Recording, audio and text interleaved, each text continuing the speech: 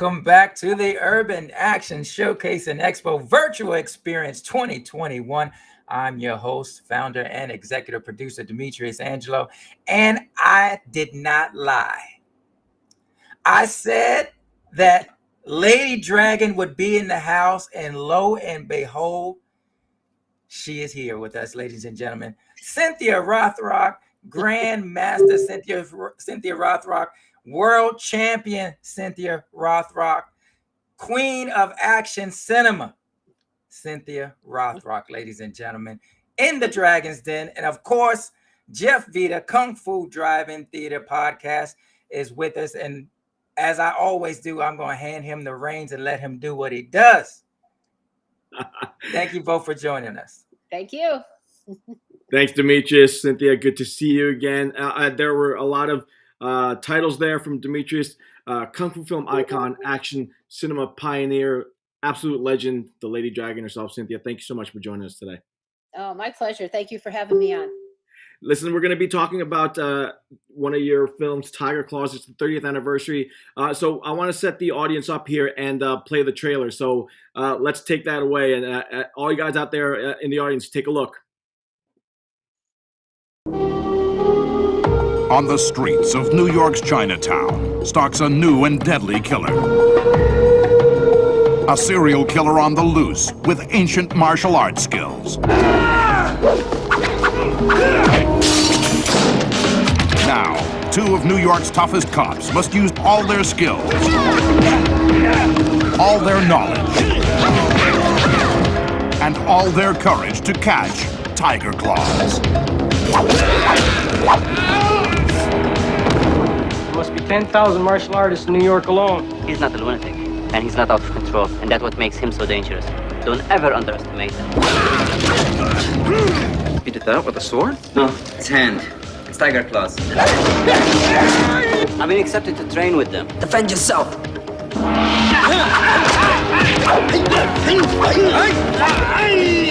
He came at me with the same pattern, but I need more time. There's no more time.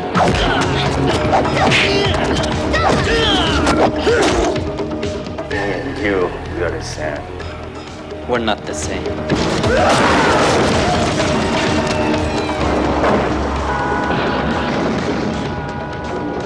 Jalal Marai, Cynthia Rothrock, Bolo Young, Tiger Claws.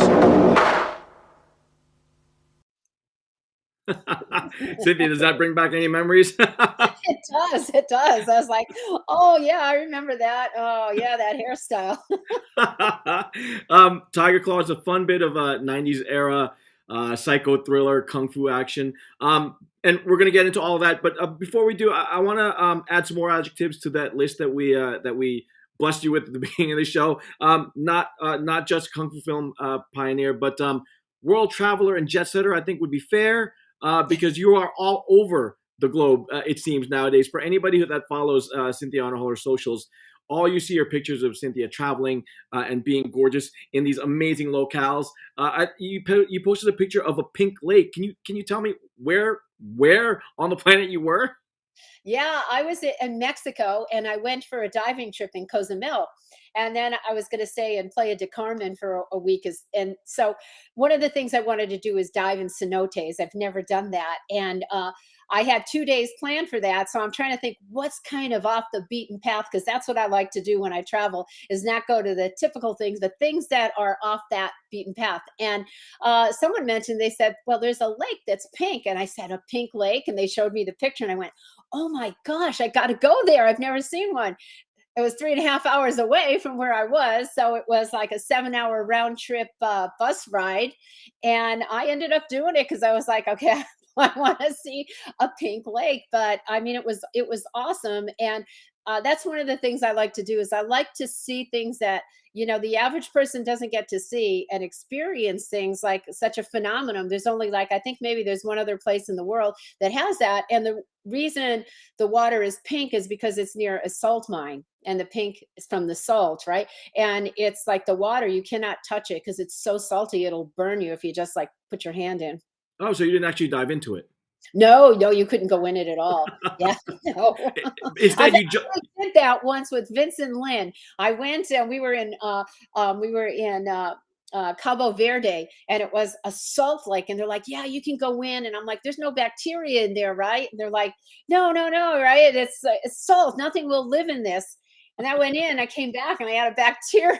I had like a parasite, and I said, "But there was no bacteria in there." And they're like, "What about the parasites that love salt?" And I went, "Oh my god, I never thought of that." So, one of the pitfalls of being an adventurer is that you end up picking up all sorts of weird things. Oh, that's incredible, though. And you are definitely an adventurer and definitely off the beaten path kind of traveler. Did you jump into a cenote, or was it just one of the ones where you climb down and No, hop into I the water? dived in it, and you know what? I didn't know what to experience because when my daughter was little, we were in Mexico and we just swam on top of a cenote, and I just remember it being beautiful. Well, the first one he takes us to is this big black hole, and I'm looking down, going, "Oh my God, is that water clean?" Like that's the first thing I'm thinking. Where's this water come from? And I don't realize it is that we went down 98 feet, and you're in an underground cave, and you don't just go down and then like look around and come up. You are going for an hour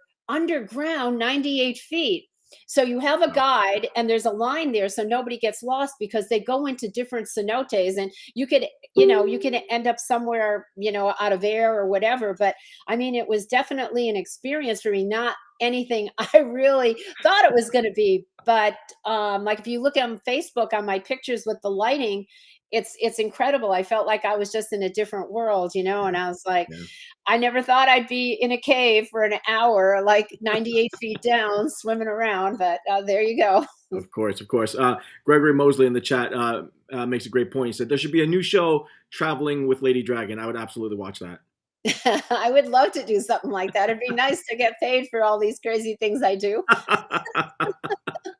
Well, speaking of off the beaten path, let's talk about Tiger Claw's 30th anniversary of that film. Like I said, 90s era action psycho thriller. We got to see a lot of 90s New York in that film. How did you get involved with that in the first place?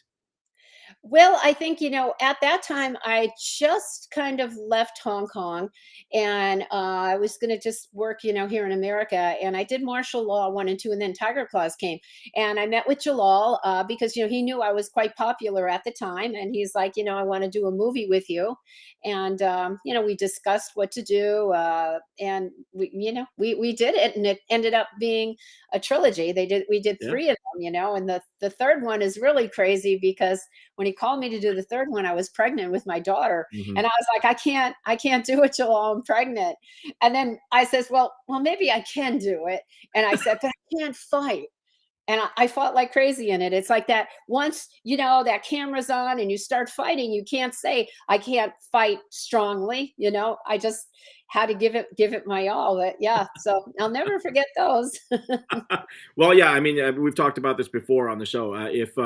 If missing tendons and broken ankles and legs won't stop you, I doubt a pregnancy was going to stop you. Yeah, yeah, exactly. Now, where in your memory, in the pantheon of Cynthia Rothrock movies, does this sit for you? Are you fond of the film? Looking back on it now. I am. I for a movie that we really didn't think too much of it, people love it around the world. I still do interviews, about Tiger Claws, and they all know Tiger Claws, that movie, and I kind of base it on the experience I had on the film, and I had a great time like on those films with Jalal. Yeah. Now, Jalal himself, kind of an interesting character, legit martial artist, but not as widely recognized for that as much as other people that you've worked with, maybe. But definitely a character unto himself. From what I understand, he sold his jewelry business to get into film production, and this was one of the big films that he wanted to get his company off the ground with. What was it like to work with him? He was very eager. He just wanted to make the best film. He wanted to be an actor.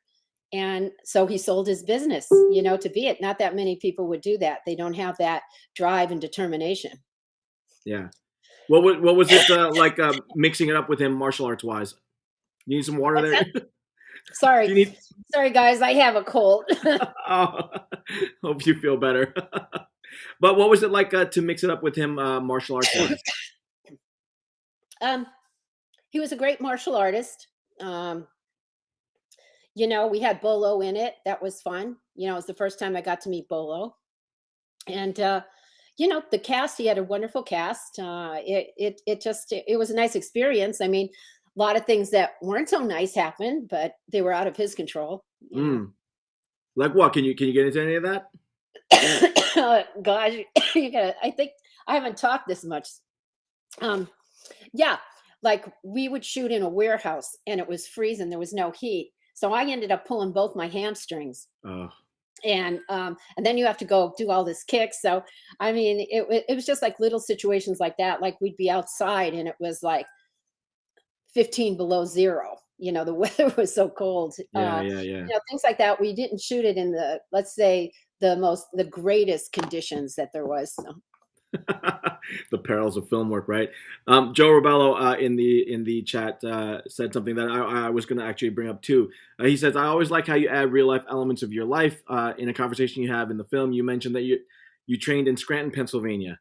Yeah, exactly. I got to throw that in there, and I also used my cousin's name, Kathy Markowski, and they're like, "Can we use that name? Can we use that name?"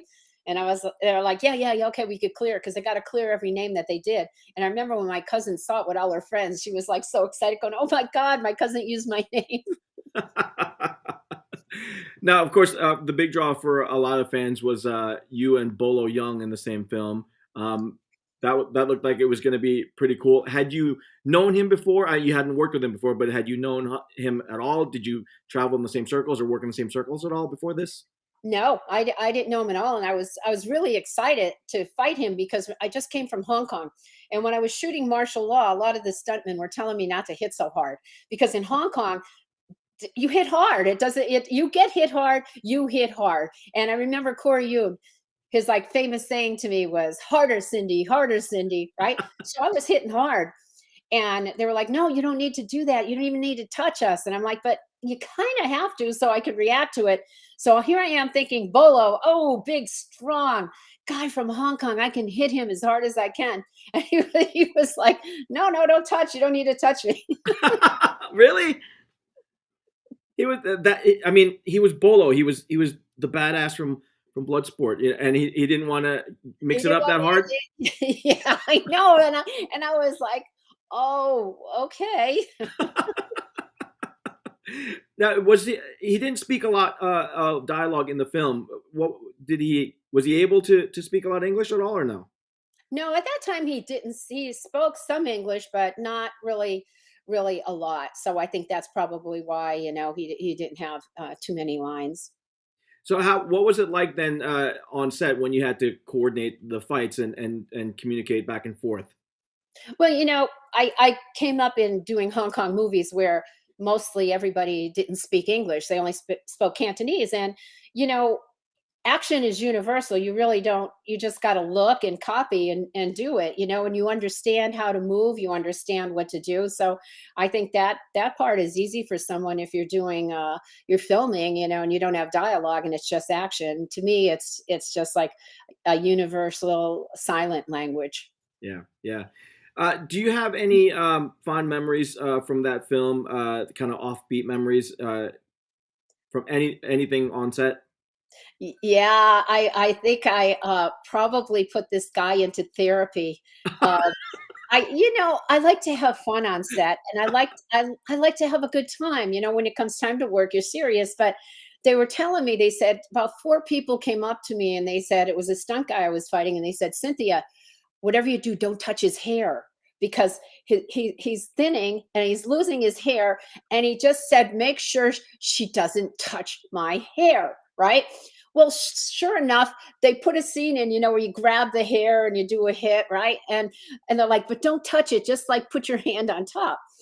So they had this black wig in the dressing room. So I got some of the hair and I put it in here and I went like that and I went, "Ah," like that, like it was hair. Oh my God, I thought he was going to cry. And he was like so upset. He thought it was really his hair.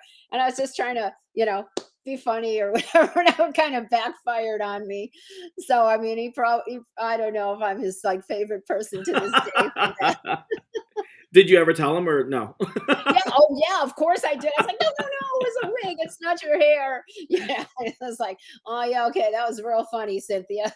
You You know, know, if someone did that to me, I would be hysterical. I would think, oh, oh how yeah. funny, you know. Yeah. No, that's great though. One of the things that we didn't get in the first film was that big Bolo Cynthia Rothrock finale fight. Understandable. It was Jalal's film. He wanted to. I'm sure he wanted to be the hero in it. Did that come up in discussions at all? You're Cynthia Rothrock and it's Bolo Young. You know? Yeah, yeah, you know, it's Jalal's movie. He's the star, you know. I just go do my job and do what I got to do. You know, would I have loved to have done the big fight scene finale? Absolutely. But, you know, it wasn't written that way. And that's not what I signed on to do. So, you know, I wasn't the director. Jalal was the director, the producer, and the star. Right. So when you got that script though, and you looked at it, what made you think this is going to be something that I'm going to want to get involved with?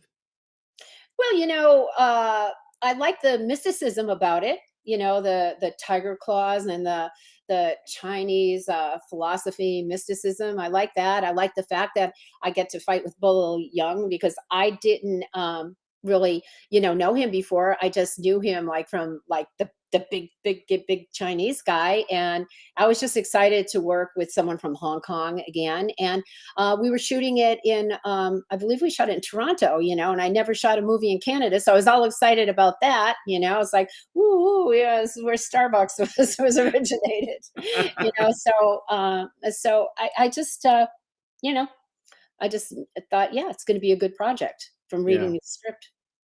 Got a question in the audience. Joe asks, after seeing Shang-Chi, do you see the homages to you and your body of work? Are you conscious of that kind of thing with big martial arts epics that are out there? Do you see the nods to what you've set in place?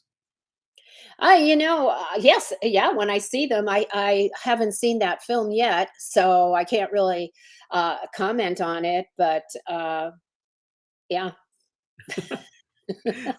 Wait, one more question here. Were Tiger Claws 2 and 3 a better experience? you know, it wasn't. I didn't say it was a bad experience. It was. They were all good experiences. I know we had a couple episodes where Bolo wasn't happy, and he actually ended up leaving set. And Jalal, there's scenes where you see him with the hood over him, and it's not really him. Yeah.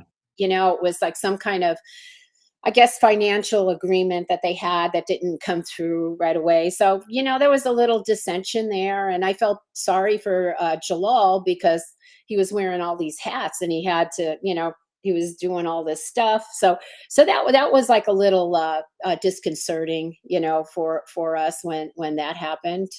But no, 2 and 3, when I go back, I think they all kind of blend into one movie. So it's hard to distinguish which was which was which. But I remember when I was doing Tiger Claws 1, I was used to having a choreographer choreograph all the sights, all my movements. And when we got there, you know, we're all waiting and I'm looking around, and everybody's looking at me. And I was like, where's the choreographer? And they're like, well, don't you do it? Don't you choreograph all your own fight scenes? And I was like, no, I don't. I said, someone else comes in, right? So they didn't have one. So I know, I think the first fight scene I did is where I have a purse. So I kind of just choreographed it like a steel whip, like a Jackie Chan kind of thing, because that's like kind of the weird stuff I like to do. So that was an interesting thing for me. It's like, oh, okay, I have to do choreography too. Absolutely a testament though to your mastery of the skill to be able to do that. But speaking of that, then, do you have a favorite fight or a really memorable fight from that film? There was a lot of, not a ton of action, not a ton of fighting in it, but there was a lot of good fighting in it. Was there any one that stands out to you as something that you remember? Well, I remember that scene with the purse because it was a real purse, and I think it probably was my purse, and I had like a bunch of things in it. It was really heavy, you know. And the guy's like, "Don't hit me with it." Yeah, and then I remember I think in the Tiger Claws 3, this was a funny story. I had a stick or something, and someone was shooting a spearhead at me, and I had to hit it, right? Just the spearhead. And they're like, "You're never going to be able to do that." And I said, "Well, you know what? Let's just try it," because they were going to stop it and, rig something up so it looks like he hit it. And I remember on the first take, whack, I hit it, and the spearhead went like flying across the room. I was like, "Oh my God, that didn't hit anybody." It's like, don't ask me to do that again. You did get that on film, right? So you're obviously dangerous on set. No, I'm just kidding. That's great though. Somebody mentioned, I love this woman as a martial artist and a female action legend. I mean, that speaks for itself. When you are out and about, and My cat. what's that? You see my cat? She's creeping in the Oh, chair. That's her chair. that's great. It's her massage chair. When you're out and about now, all over the world, how often are you getting recognized as kung fu film icon Cynthia Rothrock? I think like I just got recognized in Cozumel, Hmm. and I don't think people recognize me per se, but when they see my name, then they recognize it, and then word starts traveling throughout the resort and to different places. Oh, was it the Rothrock's in the house? So I think it's more a recognition of the name, and then they're like, "Are you Cynthia Rothrock, the action star?" Like, yeah. Interesting. Oh, here's an interesting question here. The '90s were sort of a mecca for martial arts cinema on VHS. Do you think that martial arts cinema will make a comeback with all the various streaming platforms popping up? I do. It's definitely making a comeback. I like just within the last 2 days got 3 offers to do 3 different movies. Oh, So cool. it's definitely coming back. And one is a really big project coming up. So I've seen it. I've been doing it for 30+ years, and it's been up and it's been down and it's been up and it's down, and luckily to say it's going up again. And I just hope that the more it goes up, the more people want to do projects and the more projects we see. But they have to be good projects, because when projects start coming out that aren't good just to get them done, and someone's trying to make a quick buck, or it doesn't come out how you want, then that's what causes it to go back down again. Sure, So we sure. got to make sure that it's great, it's all coming up again, but that the quality is good. We were just talking about Shang-Chi. It's a huge budget, big, big Marvel production that has martial arts right front and center throughout the whole thing. Are there any projects out there right now, ones that you're not involved with, where um, that gives you hope for martial arts cinema, action cinema right now? You know what? I've just been seeing it's just getting more, it's getting bigger and bigger. And especially, like you said, because of all the platforms now, everybody wants, more programs. So you see a lot more action. I think we're in a really good period, for someone not like myself. When I was first starting, it was really hard to have a lot of action movies. I mean, there Yeah, weren't that many, there weren't that many opportunities for people. And now, there's so many opportunities, and people are like, "Why aren't you on that TV show? Why aren't you on that TV show?" It's like, God, they didn't call me. I don't know why I'm not on it. If I'd be on it, if I could, But yeah, the more you see, the more popular the movies are. I mean, I remember when I first saw The Kingsman. Remember when that movie came out? I yeah, loved the action in that, and I was like, yeah. "Yeah," because that's the kind of action I like to do. So, I was so excited about that. So, action sells. Everybody likes action, Sure. but it's gotta be good action. It's got to be good action. Yeah, I was gonna say that because you can put out a lot of bad action, and an hour and a half of really bad action is just gonna be an hour and a half of wasted time, right? So the other thing that is nice in this particular era is that there are a lot of options for creators to not necessarily have to go through Hollywood or the big studios to get stuff out there. Have you been keeping your eye on things like that, where there are creators just kind of putting stuff out on YouTube and really kind of knocking your socks off with the action that they're putting out? Well, yeah, I mean, look at Cobra Kai, right? That started it all. Everybody's like, wow, good story, brilliant idea, and look how big that is now, Yeah. So, I mean, there's so many platforms and there's so many not experience, but talented directors out there, writers out there, martial artists out there. Now's the time to do it, like you do something phenomenal and it goes viral, there's a ticket easily made. But the more we see this, the more I see, the more creative people are getting, and it's awesome to see how everything is uplifted. Yeah. Speaking of uplifting, I don't know if you saw that comment flash across the screen there, Chisholm Jerry. Welcome, dear sister Grandmaster. You were tougher than nails and pioneered very strong physical standards. You really raised the bar and it hasn't come down. We love you, wishing you blessings and continued health and strength from Lady Sensei and the Women's Martial Arts Network. That's pretty Oh, cool. thank you. I love her, and I love what she does for women, and she truly is a role model. I bow to her, and I have the same feeling she has for me, but for her in a different perspective. So, it's just phenomenal to promote women, to help them with their dreams. Because like when I was coming up, even in competition and in movies, I had to fight. It was so hard, and that's why a lot of the times it's like, well, why weren't you fighting Bolo? Well, because I wasn't Jalal Mary, you know what I mean? You could fight and you're really good, but the guy's going to come in and save the day in the end, and but that doesn't have to be like today, and especially, what I'm so proud about is seeing women filmmakers, directing. I'm one of the judges for the UK for Film Fest, and there's so many women up and coming, in all different fields. So it's great to see that. It's really, really great to see it coming from, a position where it was very, women were such a minority, and it's good to see, everybody having faith in themselves and realizing talent doesn't matter who you are, but if talent is talent. Yeah.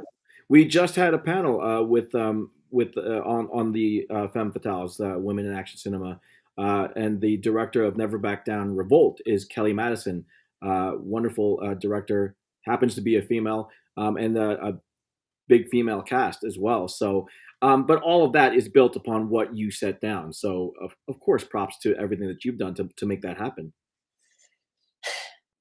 I've tried. I have, right? And I still doing it, still Yeah. still out there.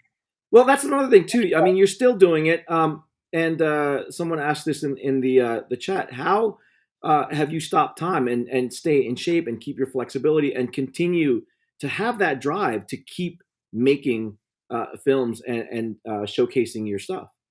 Well, one of the things is that really bothers me is when people associate age, like you can't do that, you can't do that. And I'm like the kind of person is I can do whatever I want to do or can do, and I don't like it if people tell me you can't do something. So I try, one of the reasons I like to show people when I do extreme adventure is that, no, not everybody can get out and do it, but you have to live life how you want to live it, and you can't let anybody else say, I got so many times I hear, even my good friend Don Wilson, I'm always like, Don, stop saying that. He's like, Don's like, I'm old. And I'm like, well, we're close to the same age, but I would never say that, and I'm like, he's like, I'm on the last third of my life. It's going to be relaxing and easy, and it's just different mentalities. I think I try to stay positive. I try to be a positive influence to people. And if I can give back to someone, whether it's martial arts wise, it's positive wise, just an uplifting little smile or make someone happy, I feel I'm giving back, which, I want to do, as we get older, we want to, give back as much as we can. And that's what I tried to do, is that, yeah, I have a bad knee, but I've had it for 40 years and I still do what I do, and I don't let anything get me down, and I think the key is to keep yourself fit because we got to stay healthy, and, eat fairly good. I eat fairly good.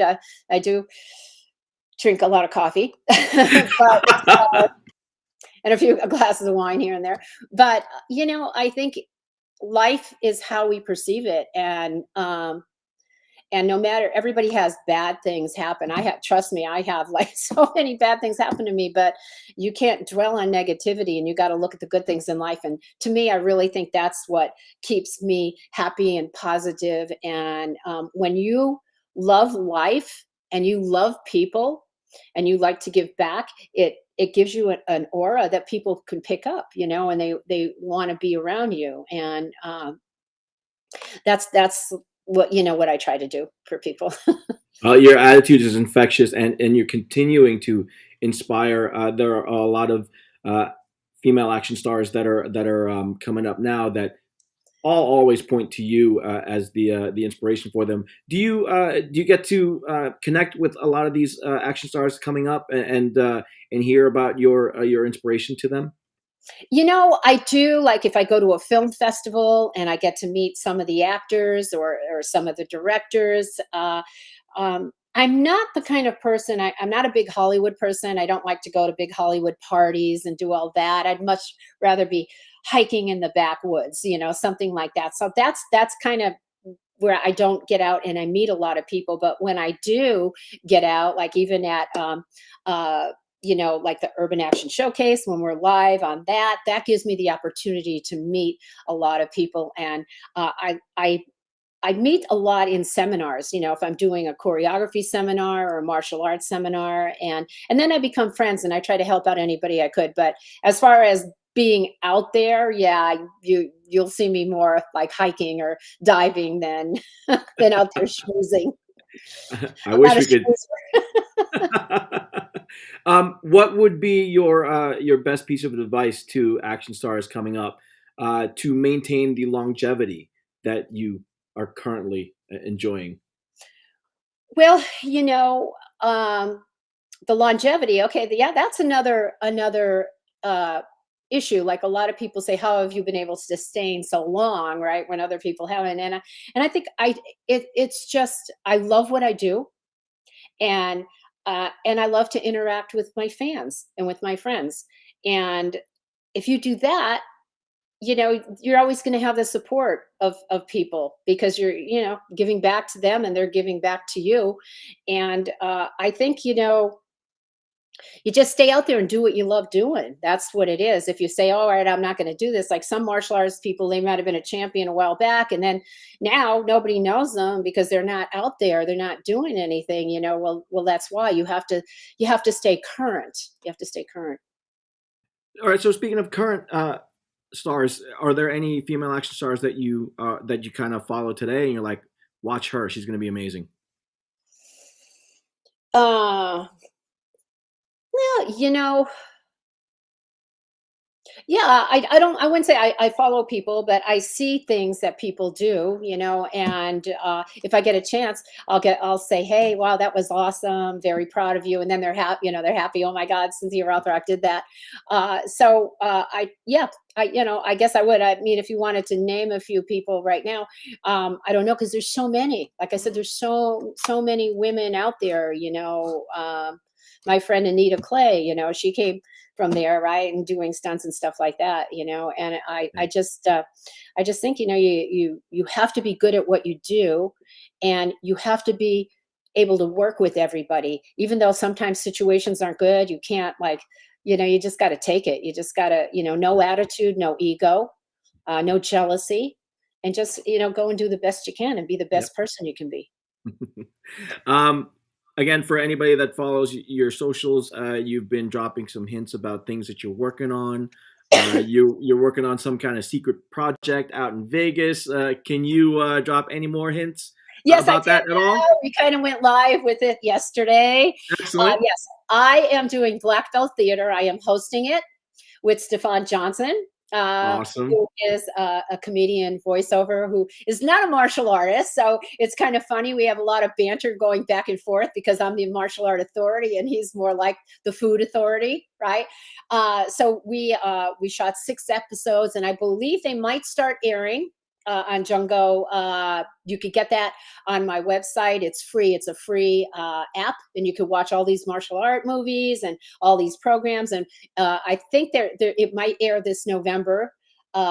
and then we're going back and we're shooting 6 more. So I'm really excited because I've dabbled like doing shows, with my friend Trina here and there, but this is, this is more real in a nice studio. And, I have to do my homework and watch all these martial art films that I forgot, it's like the Chinese connection is like, and then I'm watching in my room, like all these old movies, it's bringing back good memories. That's amazing. That's amazing. So, And then I think they're going to do one of mine. I was like, oh my gosh, that one's going to be the funniest yet. I think they're trying to get. They have to. They have to, right? They have to. Well, they did actually. We did do Showdown in Manila. I was in that one. Yeah, so that's one of them up and coming. But it's a fun show, and I'm really, really excited about it. So I hope you guys, when it airs, watch it. And yeah, Black Belt TV, so Black Belt Theater. That's cool. Do you have any details on where or when? Not yet. I wasn't able to mention anything until it went live yesterday. George Chung, phenomenal martial artist and good friend of mine, is producing it. And I think he was trying to see if something may be out around Bruce Lee's birthday, but I'm not sure. So I haven't had a date yet, but as soon as I find out, I'll put it on social media. Awesome. Awesome. So we'll be looking out for that. What else do you have going on? What other projects are you working on that you can talk about? I have a Western that's going to be coming up, which is going to be interesting. I just had to turn down a part, and I hate doing that because it was with Tom Sizemore, and he's an actor that I really like. And it was an acting part. And coming back from Mexico, I got sick. I had a fever, and I said, I'm sorry. I didn't want to get anybody sick, even though I wanted to do it, and I'm thinking, can I do it? Can I do it? And I was like, no, with our health standards now, you have to be good. I did have a COVID test. It was negative, but still, Good. you can see I still have that little bit of a cough. And I said, you know what? That's the perils of diving in cenotes. But would I give that up for that? No. Absolutely not. Absolutely not. What about travels? Do you have any interesting travels coming up? Any more cool places? I was supposed to go to Egypt next week. Wow. On another dive trip, but I canceled that because I think I'm kind of thinking I have something bacteria in my regulator, so I'm on that verge because twice I got sick from diving, and I think something is with my regulator going on. So I canceled that, but I do have a big hike coming up in December into Death Valley. I'm going to be backpacking for 5 days. And then in January, a dive trip in Maldives, and be at the Action Martial Arts Hall of Fame in January. And so that's coming up. It's all exciting. And of course, I head to Vegas another about 2 weeks to do some more of Black Belt Theater. So busy, staying busy. Of course, because you're Cynthia Rothrock, of course. There's actually a question, Renee Grayson in the chat. When did you know that this is what you wanted to do? Well, here's the funny thing. I actually got involved in movies by mistake. They were looking for a guy to be the next Bruce Lee, and I was on the West Coast demonstration team, and I went down and they hired me. So I thought I was going to go and do one movie, which was Yes, Madam with Michelle Yeoh, and that would be it. I didn't really foresee a career in film, although every, I think, girl or guy has a dream they'd like to be in a movie with Jackie Chan. That's what he was like my hero, and I wanted to be in a movie with Jackie Chan. But when I did it, I thought that was just going to be it, and I thought, oh, wow, what a great experience. I could tell my child someday I was in a movie in Hong Kong, and that movie became a big hit. And then I got offered from Golden Harvest to do 3 movies. And at that time, that was my last year of competing because I wanted to retire undefeated for 5 years. And that was coming up. So when I thought, I would just concentrate on my martial arts school. But then it transitioned into that. So after I did Yes, Madam, my next movie was No Retreat, No Surrender 2. Then at that point, I've realized, this is what I'm supposed to do, because for 5 years, all I did was teach and compete. That was it. So pretty soon, I realized I love this and I want to do this. And the fans love you. And speaking of that, there is a way for fans to connect with you and more in a more personal way. The Dragon's Den VR experience and fan experience. Can you tell us a little bit about that so that the fans can get in touch? Okay, so Cynthia, I'm not sure if you've seen it. I kind of showed it to you through video. Yeah, So I can now, see it. oh yeah, okay, cool. So basically, this is what we call 3D gamification. So if you're on your computer, your laptop, desktop, phone, or tablet, right? You simply just check out. You walk around. You can use the arrow keys. You can use your WASD keys. But basically, it's a tribute to your martial arts. It's a tribute to your films. So on this floor, it's more about martial arts. We do have a couple of films. See you in Black Belt Magazine. And of course, this tribute right here, very famous tribute, the original Atomic Blonde tribute. So if no one's seen that before, you can watch it in here. But as you travel, you go up to the next level, Lady Dragon 2. Boom. Here. Now we're looking at a lot of her films throughout the years. You can actually decide what do you want the background to look like. So if you want the city or you want Hong Kong, you just click it and Hong Kong will be in the background. All your social media is here for people to follow you, YouTube, and of course, Facebook, Instagram, Twitter. And of course, as you see, 30th anniversary Tiger Claws here. And of course, your iconic Lady Dragon 2 films. And we still have your tribute video as well. And then what fans can do is they can come to the events tab, the drop down menu says Celebrity Fan X and Dragons Experience here. And then they can sign up to get like a personal message or something like that from you. And that's it. Wow, that's awesome. That's it. I'm like, that's awesome. Well, wait a minute, that's me, but that's awesome. Yeah, but wait till you see it actually in VR. So that the cool thing about this is that it's also VR. So if you have an Oculus Quest or Oculus Quest 2, when you can literally be what we call full immersion. So you can literally walk into there. So if you go into your room, the ceilings are 30 feet high. So you're looking around like this. The whole thing is just, it's engulfing you. So it's a really immersive experience. Wow. So if you've heard talk about the metaverse, this is your introduction into the metaverse right here. Okay. And you can be fully immersed in the world of Cynthia Rothrock, which is not a bad place to be. No, not at all. Unless you're 98 feet down under a cave. Or unless we're fighting you, apparently, since you like to hit hard. Exactly. But Cynthia, thank you so much for taking the time out to talk. I hope you feel better soon. Thank you. Yeah, and I hope you continue with your adventures out there on the global stage as well as on the Hollywood stage. Always look forward to all of your projects and always look forward to the ways that you will continue to inspire the next generation of filmmakers and action stars. So thank you so much for taking the time out to talk. It's been great seeing you again.